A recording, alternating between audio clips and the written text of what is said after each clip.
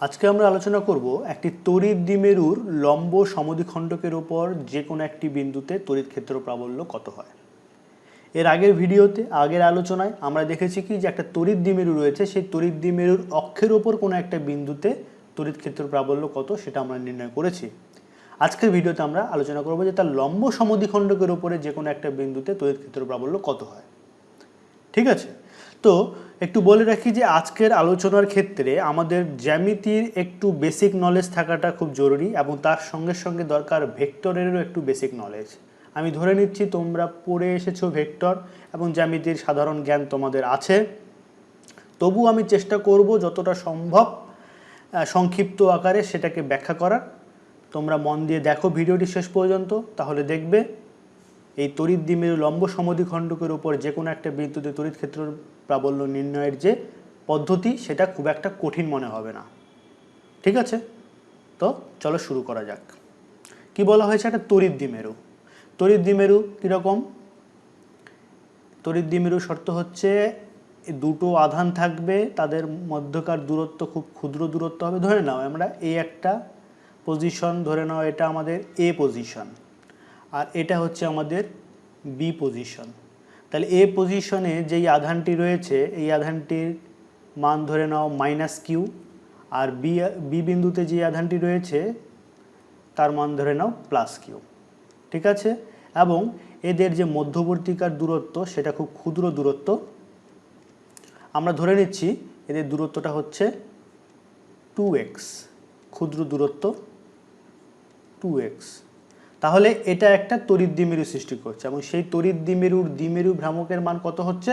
q × 2x অর্থাৎ 2qx। এটা আমরা দেখেছি, তাই তো? তাহলে এই তড়িৎ দ্বিমেরুর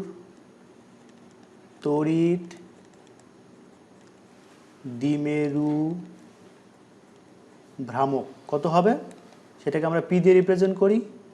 সেটা হবে q × 2x অর্থাৎ 2qx।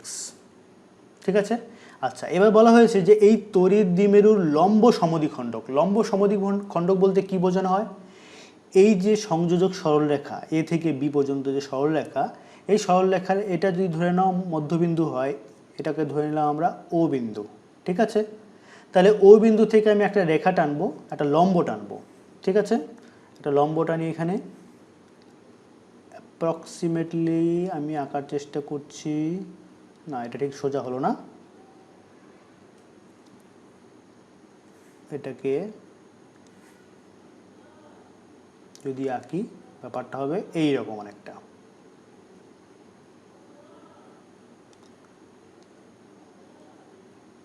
ঠিক আছে, তাহলে বলবো এই যে লম্ব সরলরেখা যেটা আমরা আঁকলাম, এই লম্ব সরলরেখাটি এই লাইনটিকে, এই এ বি এই রেখাটিকে সমান দুটি খণ্ডে বিভক্ত করেছে, এজন্য এটাকে বলা হয় লম্ব সমদ্বিখণ্ডক। পরিষ্কার? লম্ব সমদ্বিখণ্ডক কি? লম্ব সমদ্বিখণ্ডক।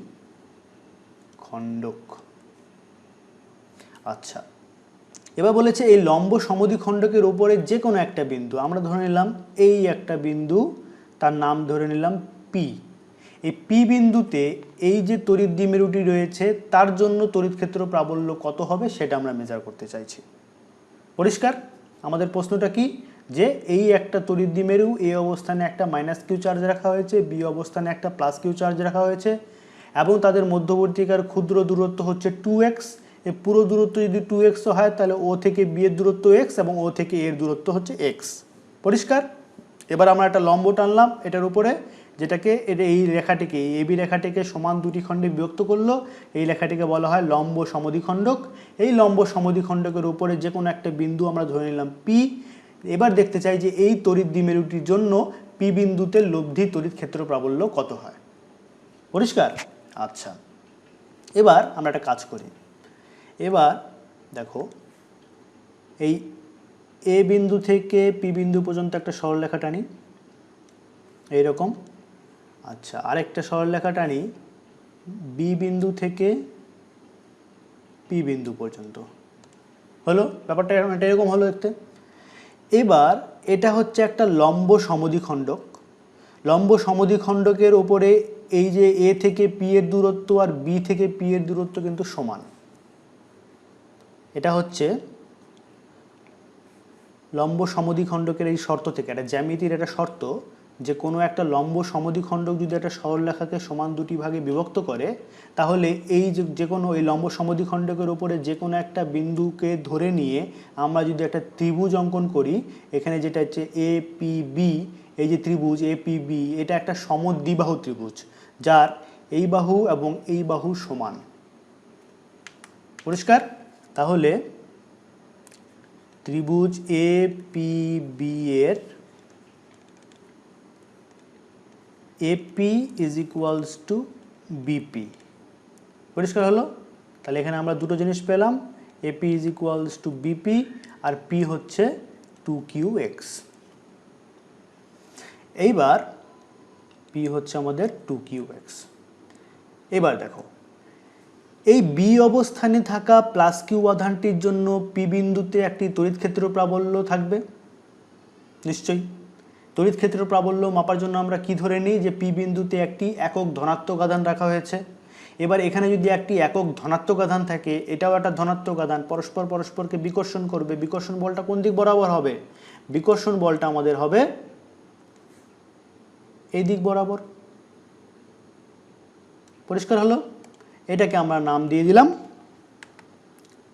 E1। তাহলে বি অবস্থানে অবস্থিত প্লাস কিউ আধানটির জন্য পি বিন্দুতে তড়িৎ ক্ষেত্র প্রাবল্য, এটা আমরা লিখছি। বি বিন্দুতে অবস্থিত প্লাস কিউ আধানের জন্য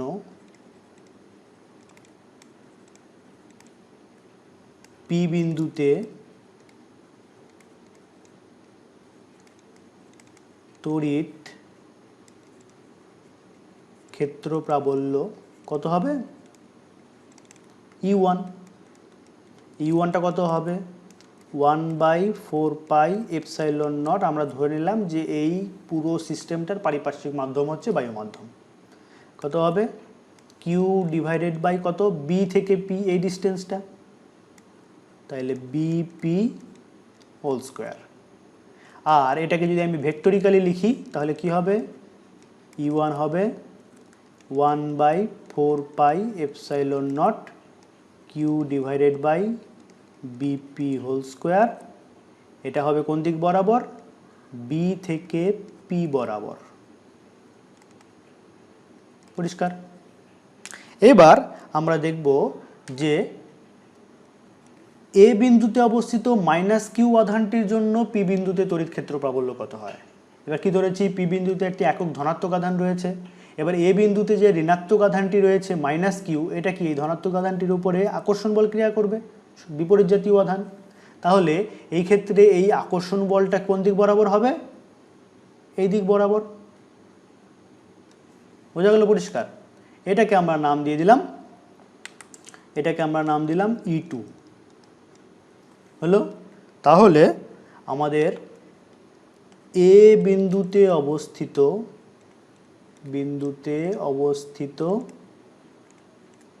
মাইনাস কিউ আধানের জন্য পি বিন্দুতে তড়িৎ ক্ষেত্র প্রাবল্য কত হবে? সেটা পি বিন্দু তড়িৎ ক্ষেত্র প্রাবল্য হবে E2। এবার E2 আমরা লিখতে পারি কি? 1/4πε0 কিউ ডিভাইডেড বাই কত ডিস্টেন্স? AP whole square. আর এটাকে যদি আমি ভেক্টরিক্যালি লিখি তাহলে E2 হবে 1/4πε0 Q divided by AP whole square. এটা কোন দিক বরাবর হবে? পি থেকে এ বরাবর, তাই না? এটাকে আমরা লিখব পি এ বরাবর, এরকম ব্যাপারটা। ঠিক আছে? পরিষ্কার? তাহলে দেখো, আমরা এখানে দেখতে পেলাম যে পি বিন্দুতে অবস্থিত এই তড়িৎ দ্বিমেরুতে প্লাস কিউ আধানটির জন্য তড়িৎ ক্ষেত্র প্রাবল্য হচ্ছে E1, আর এ বিন্দুতে অবস্থিত মাইনাস কিউ আধানটির জন্য পি বিন্দুতে তড়িৎ ক্ষেত্র প্রাবল্য হচ্ছে E2, যার এক্সপ্রেশন আমরা এখান থেকে পেয়েছি U1 আর E2 পেয়েছি। ঠিক আছে, এবার একটা জিনিস খেয়াল করো, এখানে একটা মজার জিনিস আমরা এখানে দেখলাম একটু আগে যে এপি আর বিপি এর মান সমান। তাহলে এখানে তো 1/4πε0 রয়েছে, এখানেও 1/4πε0 রয়েছে, এখানে কিউ রয়েছে, এখানেও কিউ রয়েছে। পার্থক্য শুধু কোথায়? এখানে বিপি রয়েছে, এখানে এপি রয়েছে। এবার আমরা অলরেডি দেখেছি যে এপি ডিস্টেন্স আর বিপি ডিস্টেন্স, অর্থাৎ এ থেকে পি এর যা ডিস্টেন্স, বি থেকে পি এর যা ডিস্টেন্স, সেটা সমান। তার মানে এখান থেকে আমরা লিখতে পারি যে E1 is equals two E2। পারি তো এই কথা লিখতে যে E1 is equals two E2। এবার এই যেগুলো বক্স করে রাখছি এগুলো আমাদের পরবর্তীতে কাজে লাগবে। একটা যেমন এখানে কাজে লেগে গেল যে এপি ইকুয়ালস টু বিপি, সেই শর্ত থেকে আমরা লিখতে পারি যে E1 is equals two E2 হলো। এইবার এখানে আমরা জ্যামিতির কিছু নিয়ম আর ভেক্টরের কিছু নিয়ম, যেই কথাটা আমরা প্রথমেই বললাম, সেটাকে এখানে একটু ব্যবহার করব। ঠিক আছে, তাহলে এখানে যে শেষ করলাম এই কথাটা, সেখানে কি যে U1 is equals two E2, এখানে একটা কনফিউশন রাখা চলবে না। কিন্তু এখানে যে আমরা লিখলাম U1 is equals two E2, এটা কিন্তু U1 এবং E2 এর মান, এটা কিন্তু সংখ্যা, পরিমাপগত মানটা পরস্পরের সমান, কিন্তু এরা ভেক্টরিক্যালি কিন্তু সমান নয়। এই U1 ভেক্টর আমরা কিন্তু এটা কখনোই লিখতে পারবো না যে U1 ভেক্টর আর E2 ভেক্টর সমান, তা কিন্তু নয়। এটা কিন্তু কখনো সমান নয়। U1 আর E2 এর মান সমান। কারণ কি? এদের এই পি বিন্দু থেকে, এই যে দেখো, পি বিন্দু থেকে U1 যেদিকে ক্রিয়া করছে, পি বিন্দু থেকে E2 অন্যদিকে ক্রিয়া করছে। তার মানে এদের মান সমান হলেও তার ডিরেকশনটা আলাদা। আর ভেক্টরের শর্ত অনুযায়ী, ভেক্টরের নিয়ম অনুযায়ী আমরা জানি যে কোনো একটা ভেক্টরের মান ও অভিমুখ দুটোই সমান হলে তবেই আমরা বলতে পারবো দুটো ভেক্টর সমান। এখানে ভেক্টর সমান নয়, তাদের পরিমাপগত মানটা সমান। পরিষ্কার হলো? আচ্ছা, এবার দেখো, আমরা ধরে নিই যে এই যে ত্রিভুজটা তৈরি হলো, এই PBA বা PBO যাই বলো না কেন, এই অ্যাঙ্গেলটা হচ্ছে আমাদের থিটা অ্যাঙ্গেল। ঠিক আছে, তাহলে এই অ্যাঙ্গেল যদি থিটা হয় তাহলে এই অ্যাঙ্গেলটাও থিটা হবে ত্রিভুজের শর্ত অনুযায়ী। একটা সমদ্বিবাহু ত্রিভুজের এই যে ভূমিস্থ যে কোণ দুটো থাকে, এই কোণ দুটো সবসময় সমান হয়। তাহলে এই কোণটা যদি থিটা কোণ হয় তাহলে এই কোণটাও থিটা কোণ হবে। পরিষ্কার? মানে আমি যেটা বলতে চাইছি যে ত্রিভুজের শর্ত অনুযায়ী, এখানে কয়েকটা আমি লিখবো, এটুকুটা আলাদা করে রাখি। ত্রিভুজের শর্ত অনুযায়ী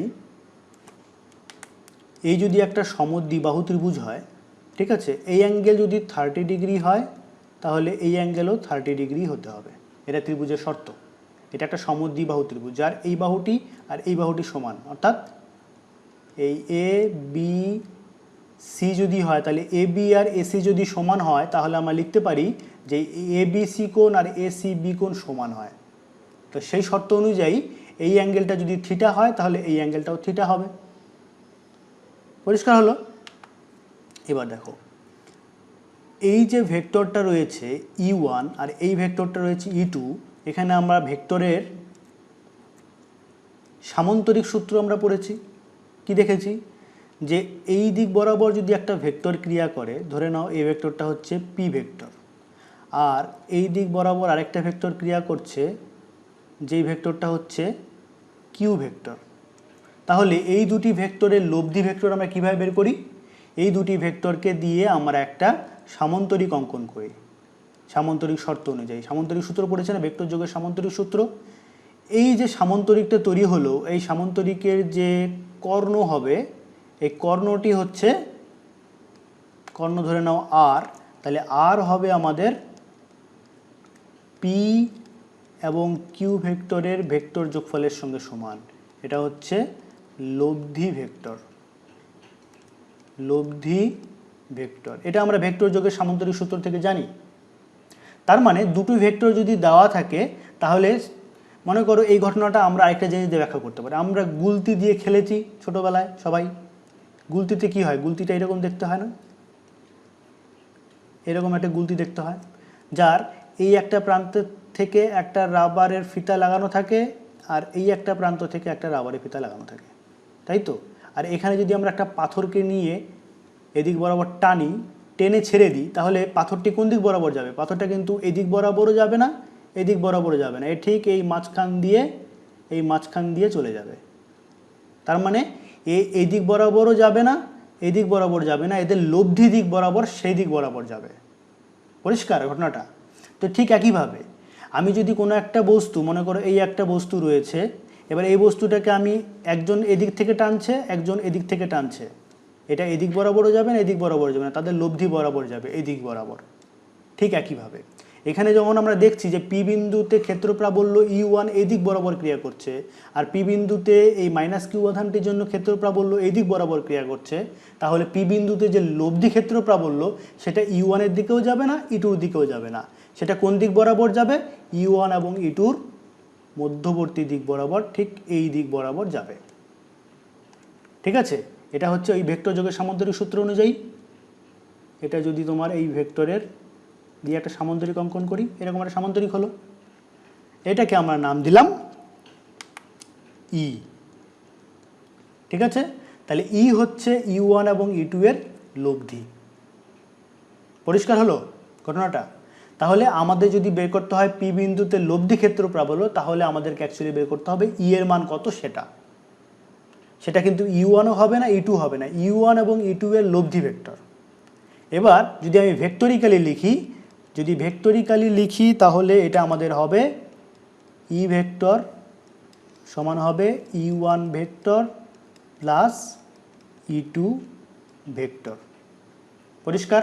তার কারণ কি? আমরা এই যেখানে দেখলাম ভেক্টর যোগের সামান্তরিক সূত্র অনুযায়ী এই দিক বরাবর একটা ভেক্টর রয়েছে, এই দিক বরাবর একটা ভেক্টর রয়েছে, এদের লব্ধি ভেক্টর যদি এটা হয় তাহলে আর ইকুয়ালস টু হবে এটা প্লাস এটা। তো ঠিক একইভাবে পি বিন্দু থেকে এদিক বরাবর E1 ভেক্টর ক্রিয়া করছে, পি বিন্দু থেকে এদিক বরাবর E2 ভেক্টর ক্রিয়া করছে, তাহলে এদের লব্ধি ভেক্টর যদি ই হয় তাহলে E1 আর E2 এর ভেক্টর যোগফলের সঙ্গে সমান হবে। পরিষ্কার? এইটাই আমাদেরকে বের করতে হবে যে ই এর মানটা কত, তাহলে আমরা পেয়ে যাব পি বিন্দুতে এই তড়িৎ দ্বিমেরুর জন্য মোট বা লব্ধি তড়িৎ ক্ষেত্র প্রাবল্য কত সেটা। পরিষ্কার হলো ঘটনাটা? আচ্ছা, এবার যেটা দিয়ে আমরা পড়ছিলাম, দেখো জ্যামিতির যেই ব্যবহারটা আমাকে জানতে হবে সেটা হচ্ছে এই অ্যাঙ্গেলটা যদি থিটা হয় তাহলে দেখো এই অ্যাঙ্গেলটা থিটা হবে। কারো হয়তো একটু বুঝতে অসুবিধা হতে পারে। দেখো আমরা জানি যে ধরে নাও এই অ্যাঙ্গেলটা হচ্ছে থিটা। আমি যদি এখান থেকে এর সঙ্গে সমান্তরাল একটা রেখা টানি তাহলে সমান্তরাল রেখাটা এটাও থিটা অ্যাঙ্গেলই করবে। আমি যতগুলো সমান্তরাল আঁকবো এই রেখাটার উপরে, এই যে অ্যাঙ্গেল করে রয়েছে ইনক্লাইন যে লাইনটা, এই লাইনটার উপরে যতগুলো আমি সমান্তরাল সরলরেখা আঁকবো প্রত্যেকটা সমান্তরাল সরলরেখা একই অ্যাঙ্গেল করবে। এটা হচ্ছে জ্যামিতির একটা শর্ত। ঠিক একইভাবে এই জিনিসটা আমরা এখানে ব্যবহার করেছি। এই একটা লাইন, এর সঙ্গে সমান্তরাল হচ্ছে এই লাইনটা, তার মানে এই অ্যাঙ্গেলটা যদি থিটা অ্যাঙ্গেল করে তাহলে এই অ্যাঙ্গেলটাও থিটা অ্যাঙ্গেল করবে। পরিষ্কার? আচ্ছা, জ্যামিতির আরেকটা শর্ত এখানে জানতে হবে। মনে করো এই একটা লাইন আর এই একটা লাইন, ঠিক আছে? তাহলে এই দুটো লাইন পরস্পরের সঙ্গে সমান্তরাল লাইন। এখন যদি আমি এই দিক বরাবর একটা লাইন অঙ্কন করি তাহলে এইখানে যেই অ্যাঙ্গেল করবে এই অ্যাঙ্গেল যদি থিটা হয় তাহলে এই অ্যাঙ্গেলও হবে থিটা। পরিষ্কার হলো? তাহলে আমরা জ্যামিতির কী কী শর্ত ব্যবহার করলাম? এখানে দেখলাম যে এইরকম একটা ইনক্লাইন লাইন যদি থাকে তাহলে ইনক্লাইন লাইনের উপরে যে কোনো একটা রেখা আমি টানলাম, সেই রেখাটা যদি এই রেখার সঙ্গে থিটা কোণ করে থাকে তাহলে এই রেখার সমান্তরাল প্রত্যেকটা রেখা এই লাইনের সঙ্গে একই কোণ উৎপন্ন করবে। আর দ্বিতীয় হচ্ছে যে এইরকম একটা যদি রেখা টানি তার সমান্তরাল আরেকটা রেখা টানলাম এটা, এবার আমি একটা রেখা এই দুটোকে বিভক্ত করলাম, এই দুটো সমান্তরাল লাইনকে যদি বিভক্ত করি তাহলে এই সমান্তরাল লাইনকে বিভক্ত করা এই লাইনটি এখানে যে অ্যাঙ্গেল করবে এখানেও সেই অ্যাঙ্গেল করবে। পরিষ্কার? তাহলে সেই শর্ত অনুযায়ী এইখানে যে অ্যাঙ্গেল করছে থিটা, এইখানেও আমাদের ঠিক সেই অ্যাঙ্গেল করবে থিটা, কারণ এই লাইনটা আর এই লাইনটা হচ্ছে আমাদের সমান্তরাল লাইন আর এটা মাঝখানে দুটোকে ছেদ করছে, তাই তো? তাহলে এই অ্যাঙ্গেল যদি থিটা হয় তাহলে এই অ্যাঙ্গেলটা হবে থিটা। হলো? এইবার একটা জিনিস মন দিয়ে দেখো, সেটা কি? সেটা হচ্ছে এই, এবার আমাদের জানতে হবে একটু ভেক্টর যোগের সামান্তরিক সূত্র আমরা জানলাম। এবার একটা জিনিস জানবো, সেটা হচ্ছে ভেক্টরের বিভাজন। ভেক্টরের বিভাজন, এটা মন দিয়ে দেখবে। ভেক্টরের বিভাজন বা resolution of vectors, resolution of vector. Resolution of ভেক্টরে কি দেখেছি আমরা? ধরে নাও এই যদি একটা ভেক্টর হয়, ধরে নাও এই ভেক্টরটা হচ্ছে আমাদের আর ভেক্টর, তাহলে যে কোনো একটা ভেক্টরকে এখানে যেমন দেখলাম যে দুটো ভেক্টরের থেকে আমরা একটা লব্ধি ভেক্টর পেতে পারি। ভেক্টর রেজলিউশনে বলা হয়েছে যে যে কোনো একটা ভেক্টর দেওয়া থাকলে সেটা কোন দুটি ভেক্টর দিয়ে গঠিত সেটা আমরা বের করতে পারবো। সেটা বের করার শর্ত কি? আমাকে দুটো লাইন টানতে হবে যেটা পরস্পরের উপর লম্ব, এই রকম। তাহলে এই লাইনটা আর এই লাইনটা পরস্পরের উপর লম্ব। ধরে নাও এটা আমাদের ও বিন্দু, তাহলে এটা হচ্ছে আমাদের ও এক্স আর এটা হচ্ছে আমাদের ও ওয়াই।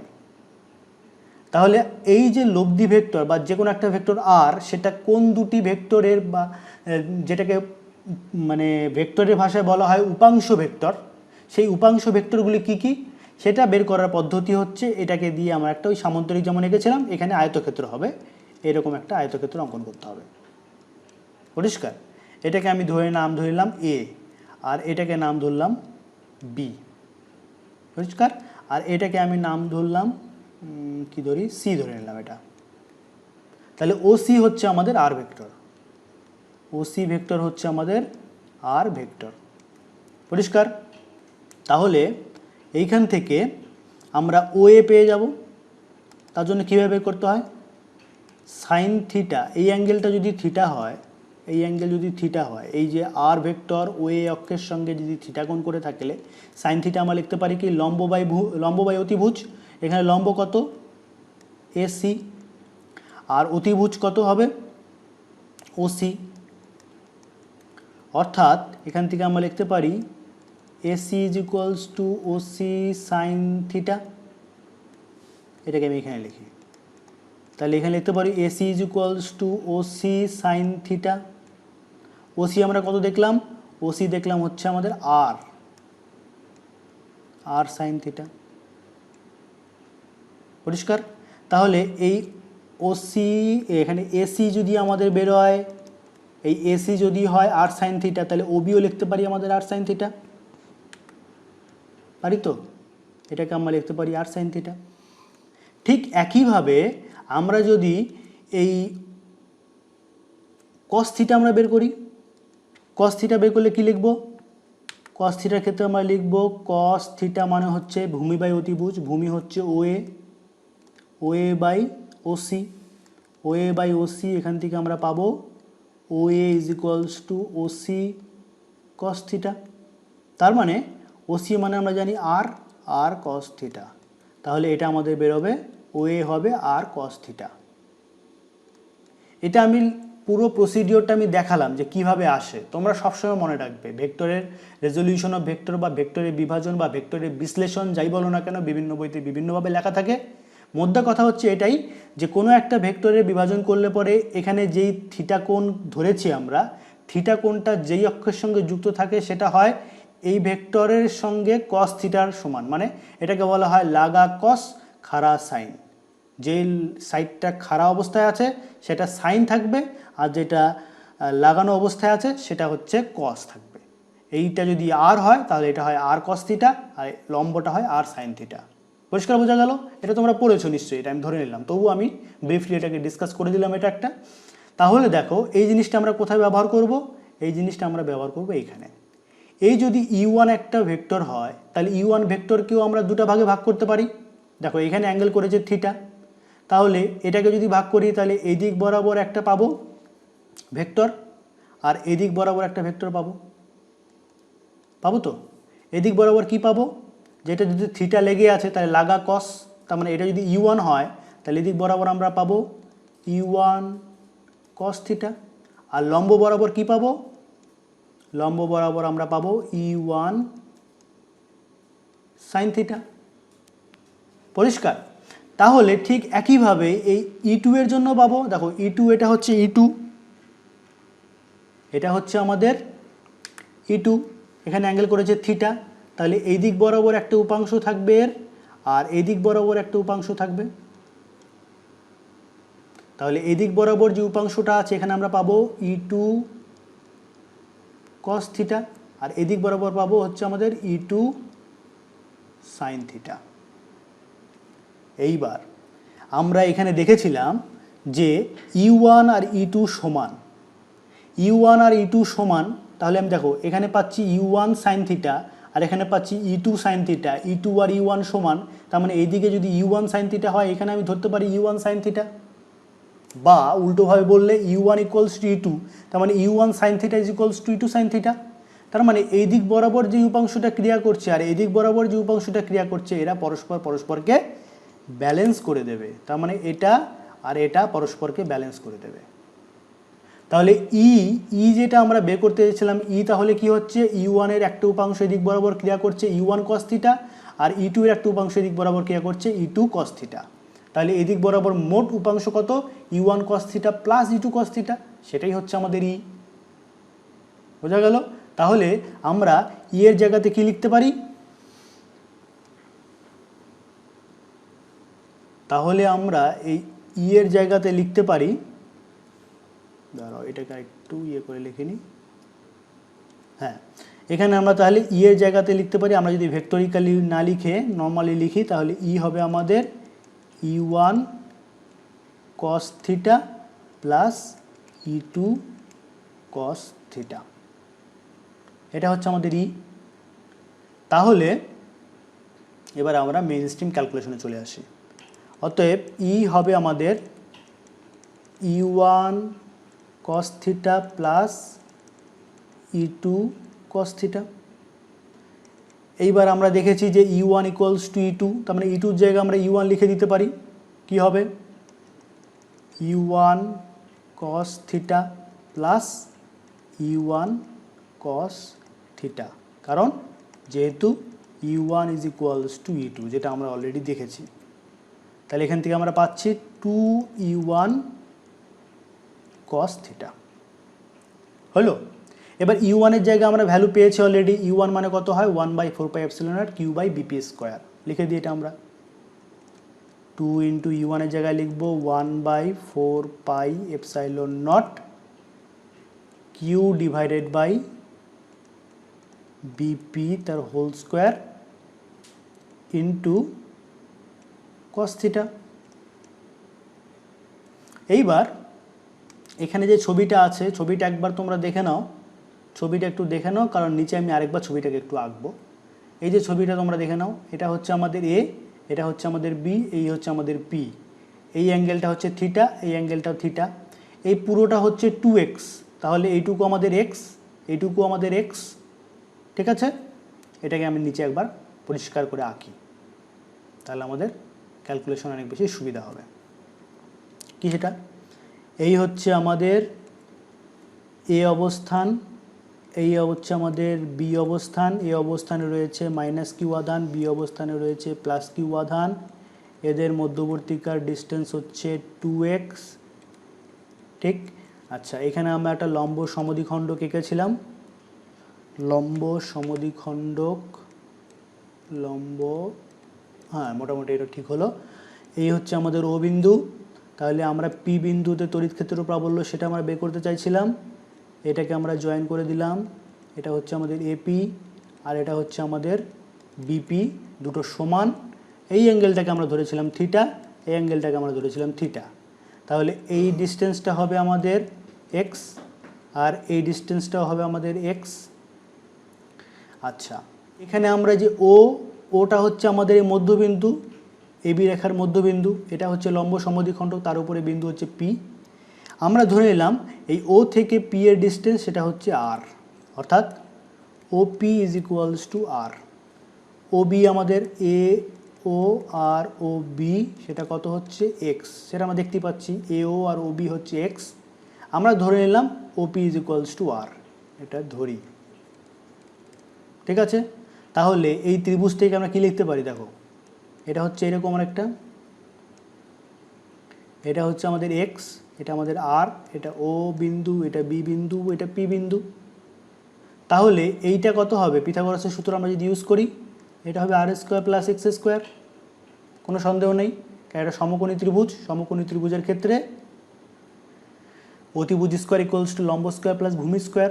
তার মানে অতিভুজ হবে কত? রুট ওভার লম্ব স্কোয়ার প্লাস ভূমি স্কোয়ার, তার মানে root over r square plus x square. তার মানে বিপির জায়গাতে আমরা লিখতে পারি root over r square plus x square লিখতে পারি।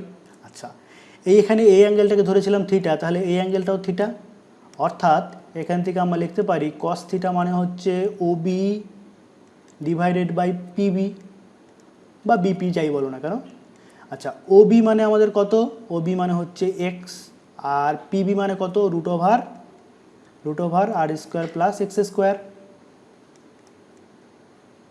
ঠিক আছে, root over r square plus x square. তাহলে এখানে যে কস থিটার ভ্যালুটা পেলাম আর এখানে যে বিপির ভ্যালুটা পেলাম, এটা আমরা এখানে পুট করব। তাহলে কি পাচ্ছি এখানে? 2 আমাদের ছিল 1/4 পাই এপসাইলন নট ছিল কিউ ডিভাইডেড বাই বিপির জায়গাতে আমরা কি লিখব? Root over r square plus x square. আর কস থিটার জায়গাতে লিখব এক্স বাই, এটা তো হোল স্কোয়ার হবে তাই না? বিপি হোল স্কোয়ার ছিল তো, হ্যাঁ। আচ্ছা, এখানে লিখবো root over r square plus x square. তাহলে 2 into 1/4 pi epsilon naught q into x divided by, এখান থেকে আমরা পাচ্ছি r square plus x square. এখানে রুট আর এখানে স্কোয়ার, তার মানে শুধু এটা হয়ে যাবে 1। আর এটাকে আমরা লিখতে পারি R square plus x square whole to the power 1/2। এটা আমরা জানি, রুট ওভারকে আমরা 1/2 এইভাবে লিখতে পারি। তাহলে 1/4 পাই এপসাইলন নট, এই 2টা আর এই দুটোকে একসাথে লিখি 2 কিউব এক্স। আর এখানে লিখতে পাচ্ছি আমরা R square plus x square. এখানে R square plus x square to the power 1, আর এখানে আছে R square plus x square whole to the power 1/2। বোঝা গেল? মানে ব্যাপারটা কি হচ্ছে? X into X to the power 1/2। তাহলে আমরা কি লিখতে পারি? X to the power 1 plus 1/2। ম্যাথমেটিক্সের শর্ত এটা, এক্স টু দি পাওয়ার তাহলে হবে কত? 3/2। তাহলে এখানেও তাই হবে 3/2। বোঝা গেল? তাহলে দেখো, একদম প্রথমে আমরা এখানে পড়েছিলাম, এটা তোমরা জানো, তবু আমি একবার দেখিয়ে দিই যে জিনিসটা বের করেছিলাম। এই যে এপি আর বিপি কেন, সেটা তো আমরা ব্যবহার করেছি, এটা তো আমরা ব্যবহার করিনি তখনও। এই জিনিসটা আমরা এখন ব্যবহার করব। পি মানে আমরা লিখতে পারি 2QX, বা 2QX এর জায়গায় লিখতে পারি পি, সেটাই আমরা এখন ব্যবহার করব, 2QX এর জায়গায় পি। ঠিক আছে, তাহলে আমরা এখান থেকে পাচ্ছি 1/4 পাই এপসাইলন নট 2QX এর জায়গায় লিখব P divided by R square plus x square whole to the power 3/2। এটা কি হচ্ছে আমাদের? ই। ই বলতে বোঝাচ্ছে যে পি বিন্দুতে লব্ধি তড়িৎ ক্ষেত্র প্রাবল্য। কার জন্য? তড়িৎ দ্বিমেরুর জন্য। তড়িৎ দ্বিমেরুর লম্ব সমদ্বিখণ্ডকের উপরে যে কোনো একটা বিন্দু আমরা ধরে নিয়েছি সেটা পি, সেই পি বিন্দুতে লব্ধি তড়িৎ ক্ষেত্র প্রাবল্য কত, সেটা হচ্ছে আমাদের এটা। বেরিয়ে গেল, এটা আমাদের জেনারেল এক্সপ্রেশন, এটা আমাদের বের করার ছিল। এটাকে এবার আমরা আগে যেমন দেখেছিলাম সেটাই, লম্ব সমদ্বিখণ্ডকের শর্ত কি? লম্ব সমদ্বিখণ্ডক নয়, তড়িৎ দ্বিমেরু শর্ত কি? তড়িৎ দ্বিমেরু শর্ত হচ্ছে যে দুটি আধানের মধ্যে যে মধ্যবর্তীকার দূরত্ব 2x আমরা ধরেছি, সেটা খুব ক্ষুদ্র হতে হবে। তার মানে আমরা ধরে নিতে পারি এই যে ডিস্টেন্স, লম্ব সমদ্বিখণ্ডকের উপরে distance OP, that is equals to R, OP equals to R যেটা ধরেছি, এই আর ডিস্টেন্সটা এক্স এর তুলনায় অনেক অনেক বড়। তাহলে একটা স্পেশাল কেস যদি আমরা লিখি, তাহলে কি পাবো? স্পেশাল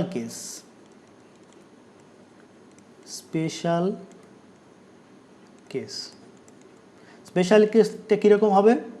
স্পেশাল কেসটা হবে যদি R is very very greater than X হয়, তাহলে R square is also very very greater than X square.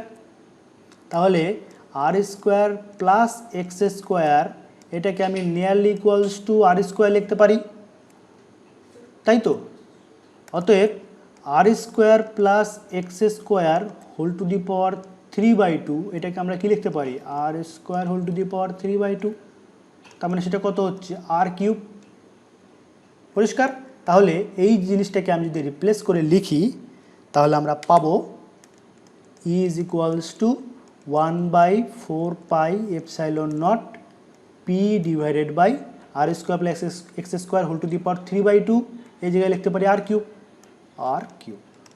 এটা হচ্ছে আমাদের স্পেশাল কেস, যেখানে আমরা ধরে নিয়েছি যে তড়িৎ দ্বিমেরুর দুটি আধানের মধ্যবর্তীকার দূরত্ব x, সেটা যদি ওই লম্ব সমদ্বিখণ্ডকের উপরে যে বিন্দুতে তড়িৎ ক্ষেত্র প্রাবল্য আমরা নির্ণয় করতে চাইছি তার ডিস্টেন্সের তুলনায় যদি অনেক ছোট হয় তাহলে আমরা লিখতে পারি E is equals to 1/4πε0 p/r3, যেখানে p হচ্ছে তড়িৎ দ্বিমেরু ভ্রামক, বা বলা যেতে পারে তড়িৎ দ্বিমেরু একটি তড়িৎ দ্বিমেরু যার তড়িৎ দ্বিমেরু ভ্রামকের মান হচ্ছে p, সেই তড়িৎ দ্বিমেরু ভ্রামকের লম্ব সমদ্বিখণ্ডকের উপরে যে কোনো একটা বিন্দুতে তড়িৎ ক্ষেত্র প্রাবল্যের রাশিমালা অ্যাপ্রক্সিমেটলি আমরা লিখতে পারি এটা। পরিষ্কার? এটাকে যদি আমি ভেক্টরিক্যালি লিখি তাহলে কি পাবো? ইন ভেক্টর ফর্ম ভেক্টরিক্যালি লিখলে এটা একটু মন দিয়ে দেখো। ভেক্টরিক্যালি লিখলে আমরা কি লিখব? E is equals to 1/4πε0 p/r3। এখানে একটা জিনিস খেয়াল করে দেখো, এটা আমি লিখছি না পির উপরে ভেক্টরটা, আগে দেখিয়ে নিই জিনিসটা, যেটা আমাদের মেইন ছবি যেটা ছিল, মেইন ডায়াগ্রাম যেটা ছিল সেইখান থেকে। এইখানে দেখো, আমরা জানি যে কোনো একটা তড়িৎ দ্বিমেরু ভ্রামক সেটা কি একটা ভেক্টর রাশি, ভেক্টর রাশির মান থাকে, তার অভিমুখ থাকে, মান কত 2qx। কিন্তু এটাকে যদি আমি ভেক্টরিক্যালি লিখতে যাই তাহলে p ভেক্টরটা কি হবে? p ভেক্টরটা হবে আমাদের a থেকে b বরাবর, a থেকে b বরাবর, মানে এদিক থেকে এদিক বরাবর আমাদের p ভেক্টরটা ক্রিয়া করছে, তাই কি না? এদিক থেকে এদিক বরাবর ক্রিয়া করছে। কিন্তু দেখো আমাদের ই ভেক্টরটা কোন দিক বরাবর ক্রিয়া করছে? ই ভেক্টরটা কিন্তু এদিক থেকে এদিক বরাবর ক্রিয়া করছে, উল্টো দিক, জাস্ট উল্টো দিক। পি ভেক্টরটা ক্রিয়া করছে আমার বাঁ দিক থেকে ডান দিক বরাবর, আর ই ভেক্টরটা বা তড়িৎ ক্ষেত্র প্রাবল্য সেটা ক্রিয়া করছে ডান দিক থেকে বাঁ দিক বরাবর, জাস্ট উল্টো দিক। তাহলে এই কথাটা আমি এই জন্যই বললাম, তাহলে আমরা যদি পিটাকে ধনাত্মক ধরি তাহলে ইটা হবে আমাদের ঋণাত্মক। পরিষ্কার? বা আমরা ধনাত্মক বা ঋণাত্মক বোঝাচ্ছি কী জন্য? নেগেটিভ দিয়ে বোঝাই যে একটা ধনাত্মক একটা ঋণাত্মক, এটা বোঝাই যে একটা আরেকটার বিপরীতধর্মী বা বিপরীতধর্মী ঠিক না, বিপরীতমুখী। তাহলে এটাকে যদি আমি ভেক্টরিক্যালি লিখি তাহলে এটাকে -p লিখতে হবে। পরিষ্কার? আর একটু সাজিয়ে লিখলে ই হবে আমাদের -1/4πε0 p vector divided by r3। তার মানে ই এর ডিরেকশনটা পি এর ডিরেকশনের বিপরীত, এটুকু বোঝানোর জন্য এই আমরা নেগেটিভ সাইনটাকে ব্যবহার করছি। পরিষ্কার বোঝা গেল? এটা হচ্ছে আমাদের ভেক্টরিক্যাল ফর্ম। এটা খেয়াল রাখবে, নেগেটিভ সাইনটা নিয়ে কোনো কনফিউশন রাখবে না। এখানে নেগেটিভ সাইনটা দিয়ে শুধু জাস্ট এটা বোঝাচ্ছি যে পি এর ডিরেকশন যেদিক বরাবর আছে ই এর ডিরেকশনটা ঠিক তার উল্টো দিক বরাবর, এটা বোঝানোর জন্যই আমরা নেগেটিভ সাইন ব্যবহার করি। এটা আমরা আগেও আলোচনা করেছি, আগে বারবার এই কথাগুলো বলেছি। তাহলে কোনো একটা তড়িৎ দ্বিমেরুর উপরে লম্ব সমদ্বিখণ্ডক আঁকলে সেই লম্ব সমদ্বিখণ্ডকের উপরে যে কোনো একটা বিন্দুতে তড়িৎ ক্ষেত্র প্রাবল্যের রাশিমালা এই তিনটে হয়। নর্মালি এটাকে আমরা এইরকম লিখব, স্পেশাল কেস হিসেবে এটা লিখব, আর যদি ভেক্টরিক্যালি লিখতে হয় তাহলে এটা লিখব। তাহলে আশা করি তোমাদের বোঝাতে পারলাম।